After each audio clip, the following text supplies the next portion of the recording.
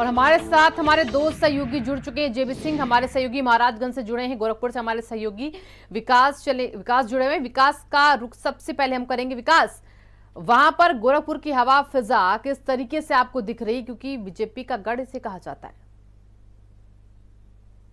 जी, आपको बता दें कि ये छठवें चरण की सबसे हॉट जिला गोरखपुर में आज प्रचार का भोंपू 6 बजे के बाद बंद हो जाएगा और 9 विधानसभाओं पे जो है प्रचार आज 6 बजे बंद हो जाएगा।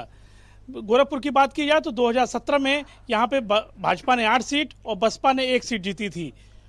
टोटल यहाँ पे इस बार 109 प्रत्याशी अपना भाग्य आजमा रहे हैं और 36 लाख मतदाता जिले की 9 सीटों पे 3 तारीख को मतदान करेंगे। सबसे बड़ी बात है कि इस बार सपा को कुछ उम्मीदें दिखाई दे रही हैं, लेकिन सीएम योगी का ये गढ़ है और सीएम योगी लगातार इसको 3 दिन से यहाँ रुक के मथ रहे हैं, हर विधानसभा तक पहुंच रहे हैं, क्योंकि इस बार लड़ाई न पिछली बार की तरह कोई अंडर करंट है न वेव है। इस बार लड़ाई बिल्कुल आमने सामने की सपा और भाजपा के बीच में है। दोनों दल के जो प्रत्याशी हैं और समर्थक हैं और नेता हैं बड़ी बड़ी जीत का दावा कर रहे हैं। जब समाजवादी पार्टी बीते 2012 और 2017 के चुनाव की बात की तो खाता भी नहीं खोल पाई थी, इस बार वो 2 से 3 सीट जीतने का दावा कर रही है। वहीं भाजपा पिछली बार 8 सीट जीती थी और 1 सीट बसपा ने जीती थी। तो भाजपा इस बार सीएम के चेहरे, पिछली बार तो सांसद का चेहरा था, लेकिन इस बार जिले में सीएम का चेहरा है, उसके सहारे 9 सीट जीतने की बात कर रही है। लेकिन कहीं कहीं पे जो प्रत्याशी के चयन को लेकर तरह तरह की बातें आ रही हैं, ये बीजेपी के सामने एक संकट है। और बसपा को अपना अस्तित्व बचाने की बात है, उसका वोट बैंक तो अच्छा है। 2012 की बात की जाए तो उसने 9 में से 4 विधानसभा जीती थी, लेकिन 17 में 1 विधानसभा जीती थी, लेकिन वो प्रत्याशी अब सपा का प्रत्याशी है। तो बसपा अपनी जमीन खंगाल रही है और सपा अपना खाता खोलने का इंतजार कर रही है। तो आज 6 बजे जो प्रचार का भोंपू बंद होगा, अगले 3 तारीख को इस जिले में 109 प्रत्याशियों का भाग का फैसला 9 सीटों के 36 लाख मतदाता करेंगे। जी, और अब चलेंगे महाराजगंज। जेबी सिंह भी हमारे साथ वहां से जुड़े। जेबी सिंह, 2017 का क्या रिजल्ट रहा था महाराजगंज का, और अभी वहां पर इस बार क्या आसार लग रहे हैं आपको? देखिए, वर्ष 2017 में महाराजगंज से भारतीय जनता पार्टी ने 4 सीटों पर जीत हासिल की थी और जबकि 1 सीट पे निर्दलीय विधायक बाहुबली अमर मणि त्रिपाठी के पुत्र अमन मणि ने निर्दल यहां से जीत हासिल की थी। कुल 5 विधानसभा सीटें हैं महाराजगंज में और वो अपनी बढ़त बनाने के लिए भाजपा ने सारी ताकत झोंक दी है और वहीं समाजवादी पार्टी भी पूरी ताकत के साथ यहाँ से चुनाव लड़ रही है और कई सीटों पर आमने सामने की लड़ाई दिख रही है।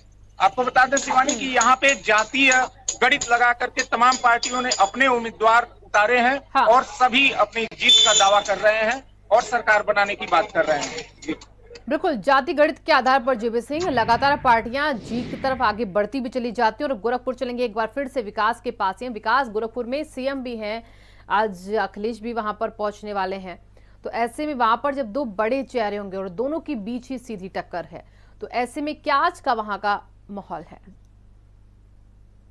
जी, आपको बता दें कि अखिलेश आज दूसरे दिन लगातार 1 दिन के अंतराल के बाद आएंगे। इसका मतलब है कि अखिलेश संभावनाएं देख रहे हैं, जो कि 2 सीटें इस वक्त कही जा रही हैं, सदर सीट को और कैंपीगंज सीट के 7 सीटों पे समाजवादी अपना फाइट मान रहे हैं।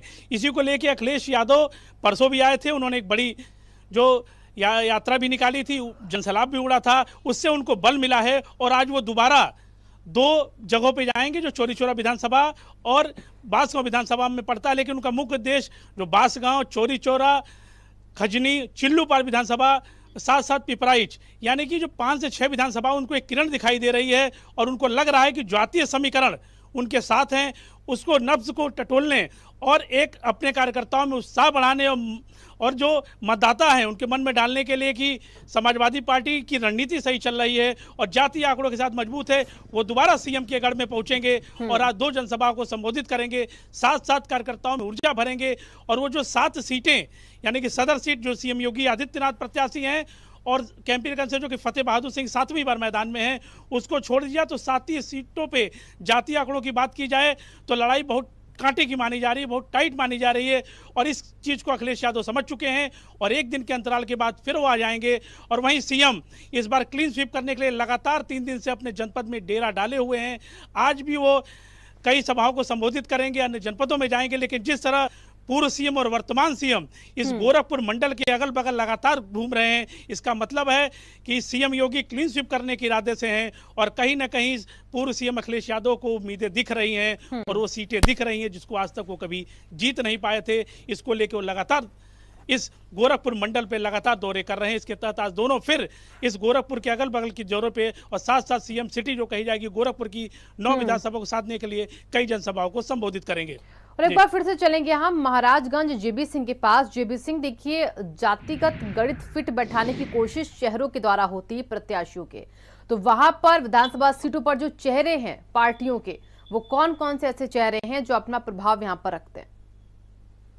ये यहाँ बात की जाए तो महाराजगंज जनपद में दलित मतदाता और ब्राह्मण मतदाताओं की संख्या ज्यादा है और इस लिहाज से देखा जाए तो विधानसभा जो भारतीय जनता पार्टी की प्रत्याशी है वो जातिगत हिसाब से उनके जो है यहाँ पे प्रत्याशी मैदान में है। जैसे हम बात कर लें, अभी हम सिसवा विधानसभा में खड़े हैं, तो सिसवा विधानसभा में वर्तमान विधायक प्रेम सागर पटेल हैं, जबकि यहाँ पे कुर्मी बिरादरी की संख्या जो है लगभग 85,000 है और वहीं ब्राह्मण मतदाता भी यहाँ जो है विधायक बनाने में अपना अहम भूमिका निभाते हैं। बहुत बहुत शुक्रिया जेबी सिंह आपका भी तमाम जानकारियों के लिए और विकास आपका भी बहुत बहुत शुक्रिया। देखिए, यूपी विधानसभा 2022 के छठे चरण की बात करें तो 10 जिलों की 57